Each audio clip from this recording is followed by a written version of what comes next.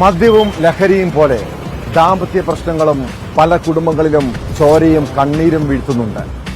പറഞ്ഞു തീർക്കാവുന്ന ചെറിയ പ്രശ്നങ്ങളുടെ പേരിലാണ് ഓരോ വീടുകളിലും ദുരന്തം സംഭവിക്കുന്നത്.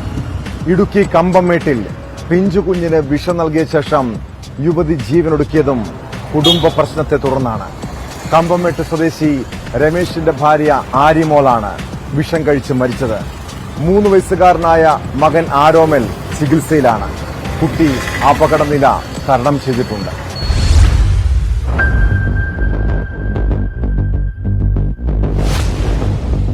വ്യാഴാഴ്ച രാത്രിയിലാണ് സംഭവം. കുടുംബ പ്രശ്നങ്ങളെ തുടർന്ന് ആര്യ കുട്ടിക്ക് വിഷം നൽകിയ ശേഷം വിഷം കഴിക്കുകയായിരുന്നുവെന്ന് കരുതുന്നു. വീട്ടിലെ മറ്റൊരു മുറിയിൽ മൂത്ത കുട്ടിക്കൊപ്പം കിടക്കുകയായിരുന്ന ഭർത്താവ് രമേശ് രാത്രിയിൽ വെള്ളം കുടിക്കാൻ എഴുന്നേറ്റപ്പോൾ ആര്യയുടെ വായിൽ നിന്ന് നുരയും പതയും വരുന്നത് കണ്ടു. ഉടൻ തന്നെ തൂക്കുപാലത്തെ സ്വകാര്യ ആശുപത്രിയിൽ എത്തിച്ചെങ്കിലും ജീവൻ രക്ഷിക്കാനായില്ല.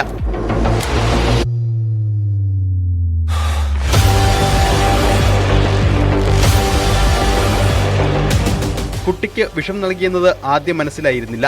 കുഞ്ഞിന് ക്ഷീണവും തളർച്ചയും അനുഭവപ്പെട്ടതോടെ നടത്തിയ പരിശോധനയിലാണ് വിഷം ഉള്ളിൽ ചെന്നതായി അറിയുന്നത്. ചികിത്സയിലുള്ള കുഞ്ഞ് അപകടനില തരണം ചെയ്തു. കമ്പംമേട്ട് പോലീസ് മേൽ നടപടികൾ സ്വീകരിച്ചു. സംഭവത്തിൽ കൂടുതൽ അന്വേഷണം നടത്തിവരുന്നതായും പോലീസ് പറഞ്ഞു. ന്യൂസ് 18 ഇടുക്കി.